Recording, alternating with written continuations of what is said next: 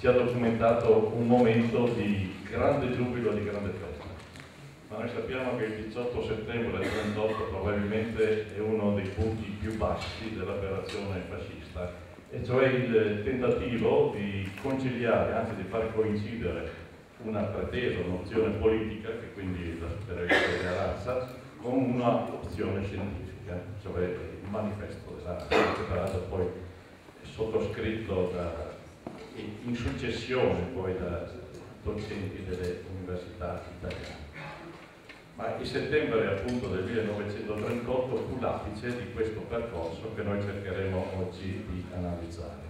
Il convegno di oggi non vuole essere pertanto solo una rivisitazione degli anni che precedettero il 38 e che seguirono poi, quindi solo una rivisitazione storica, e delle situazioni politiche che determinarono il traguardo delle leggi razziali, ma intende invece stimolare la discussione sul concetto di persona e di diritti civili in un'ottica di pace e di convivenza internazionale.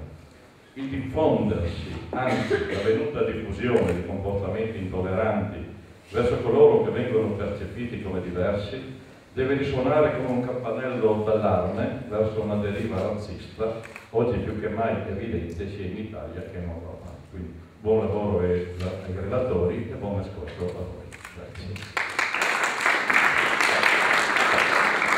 Grazie Dino.